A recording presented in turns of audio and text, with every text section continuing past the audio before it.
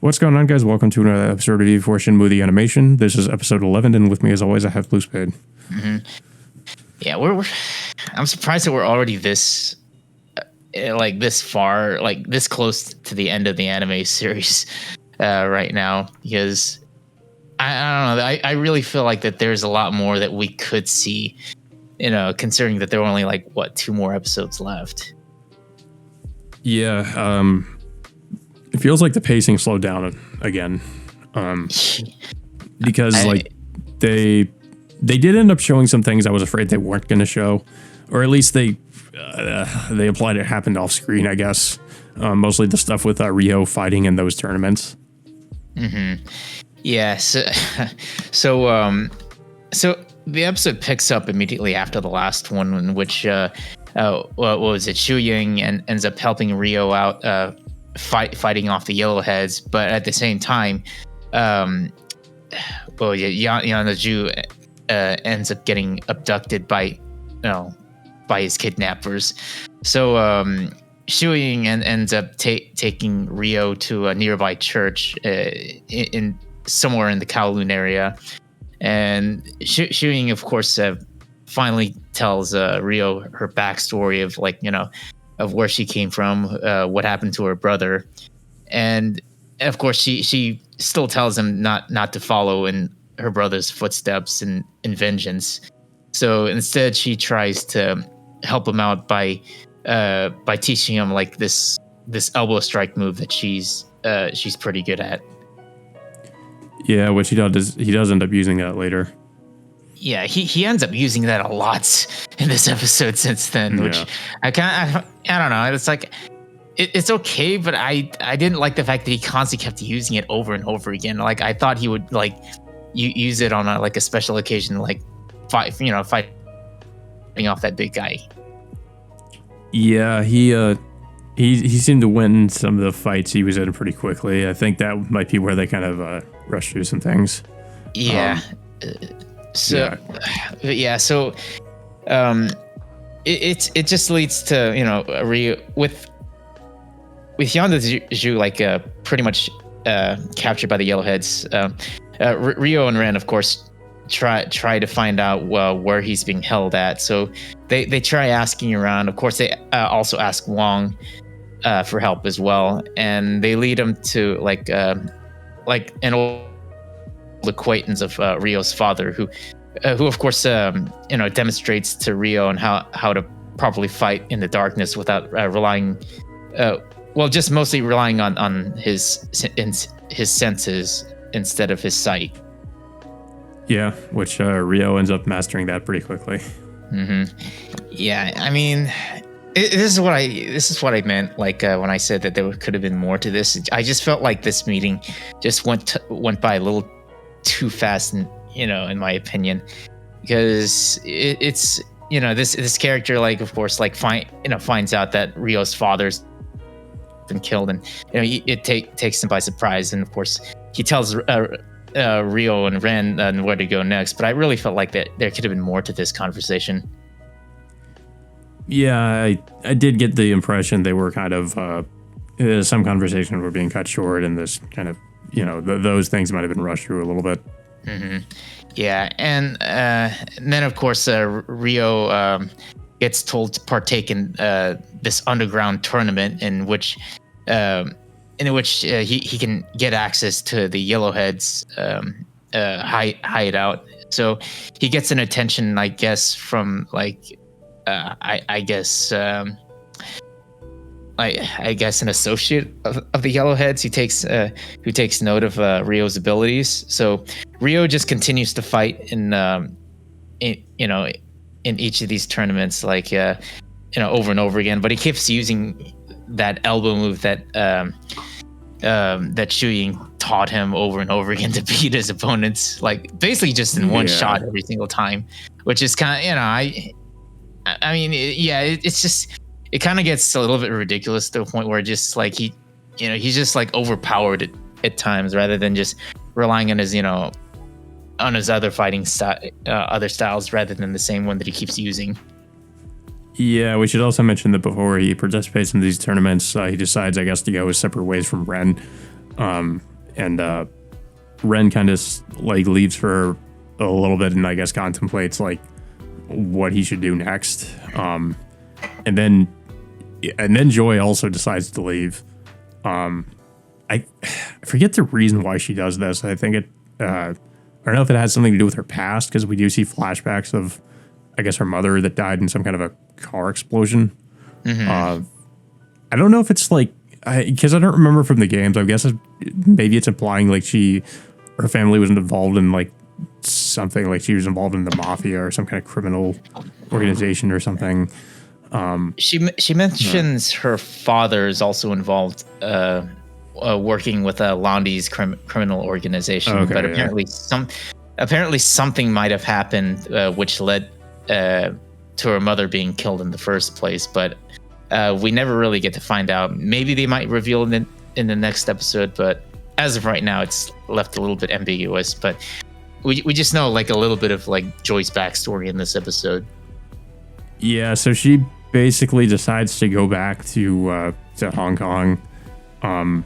And what was the kid's name again? Like Wong. Wong, yeah. Like Wong tries to argue with her about it, like saying that she should still try to help Rio or like see the good in people or something like that. And but I mean, it really doesn't last long. Like she tries to go back, and then like it basically she ends up going. At the end of the episode, she ends up kind of. I guess she's probably going to end up going back to help out Rio.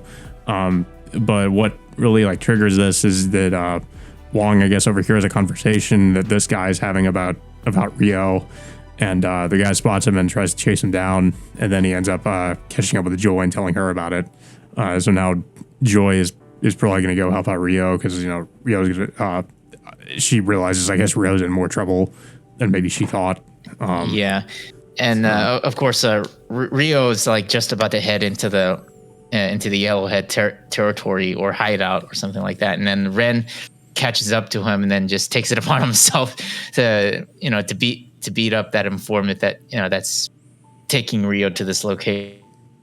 And so both Ren and Rio end up infiltrating the hideout. Well, yeah, he also interrogates him about where they might be keeping Yolanda Zoo. Yeah.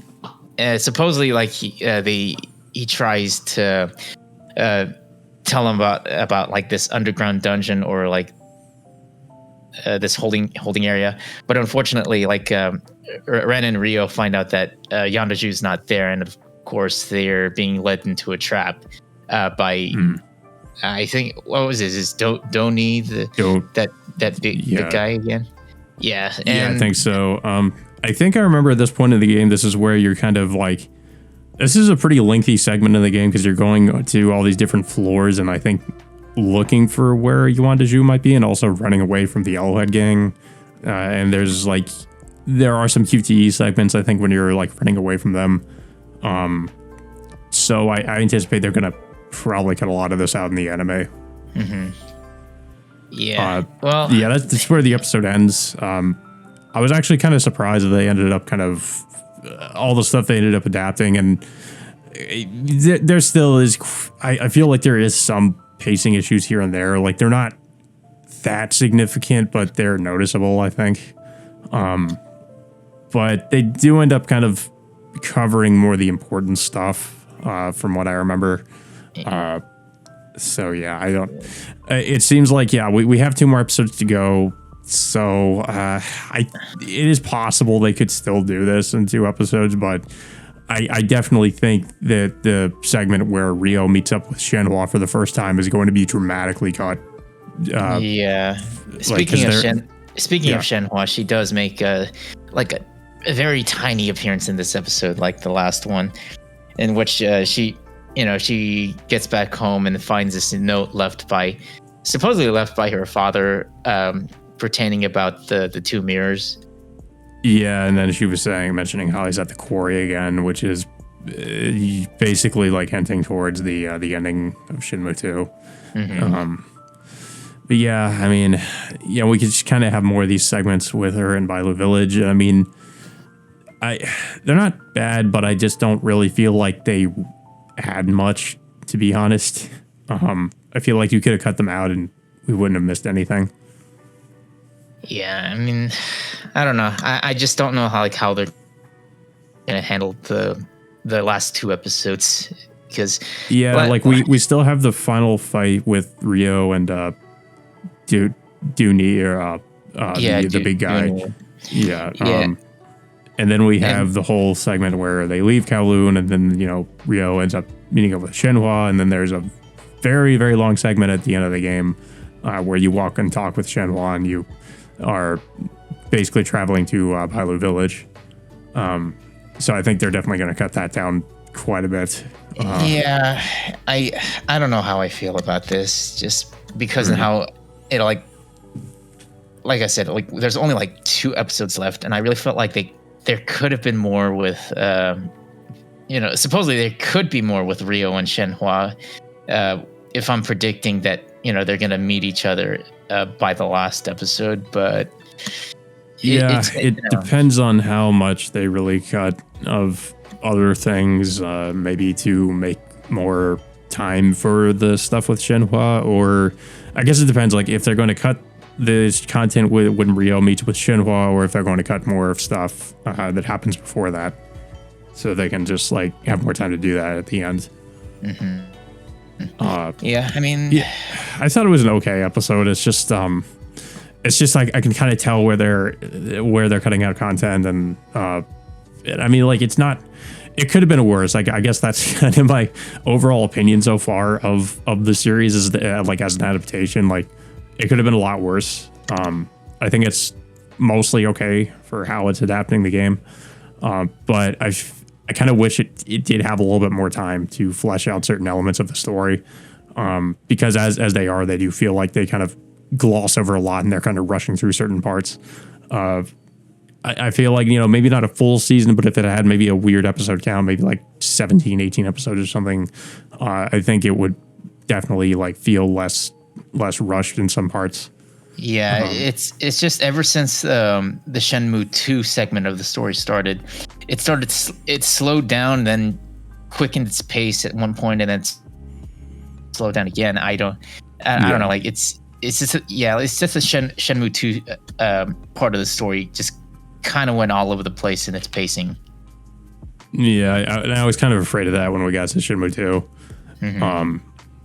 I don't really have too much else to say about the episode. I mean, there's only 2 more episodes to go, and I'm not really sure how they're going to handle some parts of it, but I guess we'll have to see.